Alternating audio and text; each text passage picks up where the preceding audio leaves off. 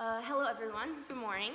And I just want to start by saying thank you so much. It's such an honor to be invited here to this year's symposium. So thank you to all the hosts that are with this program.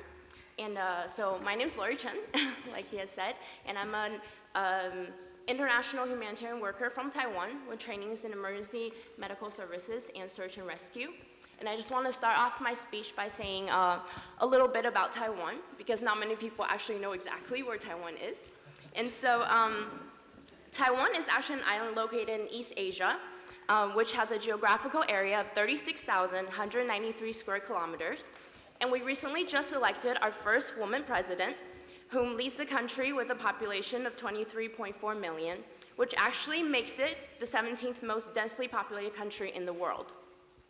And as an international humanitarian worker, I have traveled to many developing countries, whether it be natural disasters or man-made disasters. I have had the privilege of seeing just how important the infrastructures of a country is to the well-being of its citizens. So according to the third Sustainable Development Goal, it is crucial to ensure healthy lives and promote well-being for all at all ages. As a result, the EMS in any country strives to be the solution of that. But unfortunately, the reality is that we are actually always the second line of defense to any medical situation, because the first line of defense is actually the bystanders, the family, or the friends who are with the victim at that time. And so that is why massively promoting CPR certification classes and basic medical knowledge is vital in any country.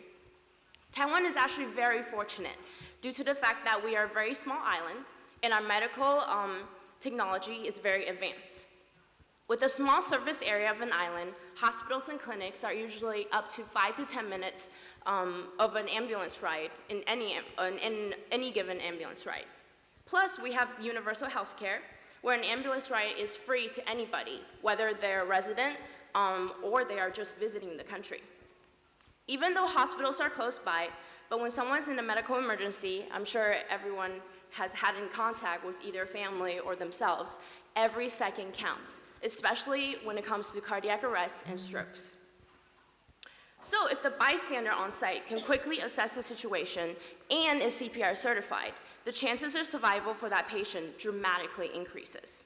This is why it is essential to educate the masses about not being afraid to do CPR if someone is in need, and also continue to do CPR until EMS arrives on scene.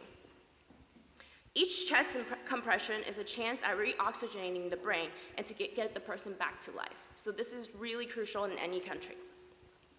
In the last 2 years, the bystander CPR protection law was put in place in Taiwan. And due to this type of legal protection, we have seen a dramatic increase in bystander CPR being performed before EMS arrives. Another improvement has been the implementation of installing more automated external defibrillators, or we all know as AED devices, in most public areas and apartment complexes.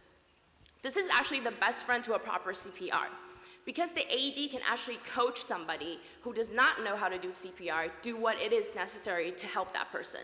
It is also a recording device that can be used in any legal document or legal areas, and the device will actually determine if the person needs to be shocked or not. So all of these tools are essential in the out-of-hospital chain of survival. So when working with EMS, we are directly in contact with many different types of institutions. Health problems do not choose its targets by their age, race, language, social status. It can happen to anyone at any time. So whether it is responding to a call in a 5-star hotel, or drilling into a car that's flipped over on the highway, or going directly into the home of a bedridden grandmother. Each situation is multifaceted. Each situation is multifaceted and will need multiple types of immediate care and aftercare. This is why as an EMT, I'm constantly in contact with different organizations in order to make sure that the patient is treated holistically.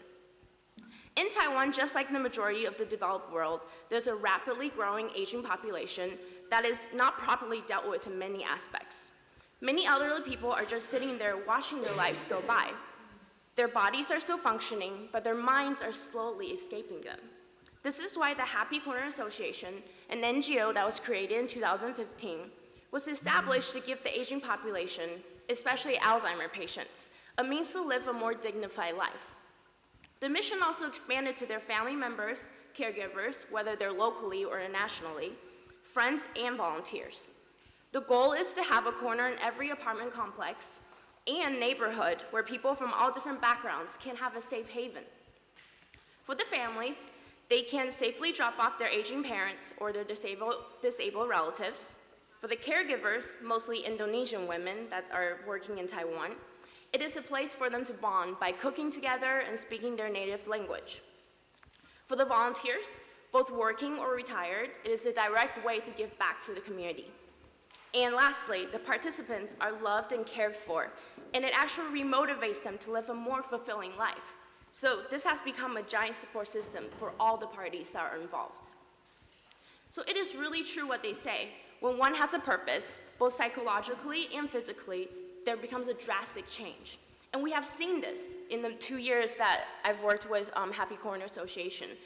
Many of the participants and volunteers, due to their regular interactions every day, they're more high-spirited, and some have even made great strides in their medical status. We, as a society, need to simply change our perspective on the aging population. We need to stop viewing them as kind of a burden, but more so as a vulnerable population that we need to take care of. Because when it comes down to it, if it wasn't for their hard work before, we wouldn't even be here today.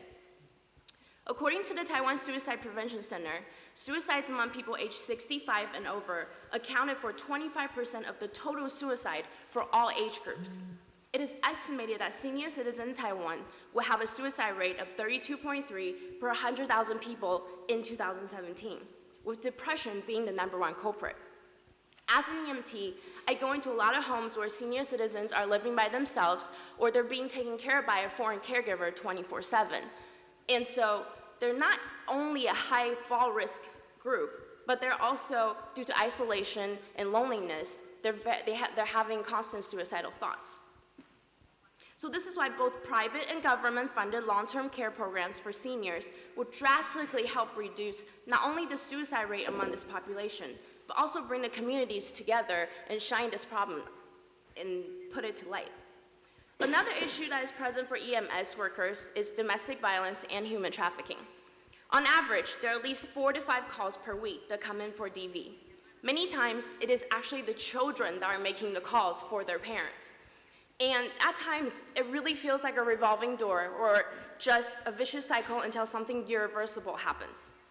No human being should ever have to put his or her hands on someone out of anger. No matter what gender you are, it is just unacceptable. Just like the 5th SDG states that we need to achieve gender equality and empower all women and girls worldwide. As an EMT, we have all been trained to recognize signs of abuse and also what human trafficking situations look like for all genders and all ages. I've worked closely with the Garden of Hope Foundation, which is an NGO that helps disadvantaged females caught in the sex industry, survivors of sexual abuse, DV, and human trafficking. Working closely with local NGOs and dealing with DV gives us a gateway to give survivors direct information for local shelters and counseling services once a DV situation has been established. And since the EMS works directly in sync with the police department, records of abuse are documented on both sides. So the goal of a multidisciplinary team of responders is to identify the problem and connect the survivors with available services.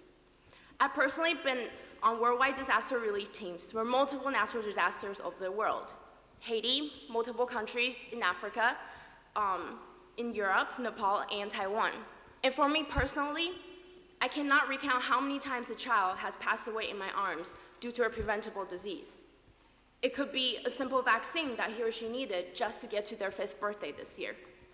How many times, due to the lack of hygiene or clean drinking water, an individual has passed away due to contracting cholera and passing away, which resulted in death from extreme diarrhea and vomiting in just a 72-hour period. How many times has a child been abandoned on the side of the road or in the middle of a field just to take their first and last breath in this world? Life is short. We need to take actions to protect those who are the most vulnerable, the most innocent, and the ones that are going to reap the benefits of us taking responsibilities and doing the right things right now. The world is at a threshold moment. We cannot turn back now. The only way is forward and at a very fast pace. Each one of us is a catalyst for change. We all come from different backgrounds, cultures, countries, and we even speak different languages. But we are sitting here today all in harmony, all in acceptance, all working together to make the future brighter than right now. This is what the world should look like in every single corner in the world. We are the generation that's going to light up all the dark corners of the world and teach and inspire everyone to live with a purpose, not just existing in this world. I always tell myself, don't ask for fewer responsibilities, but ask for more strength. So that's the attitude that we should all have, especially as youth. We are the ones that are going to make a difference and bring the world back together in harmony. Thank you.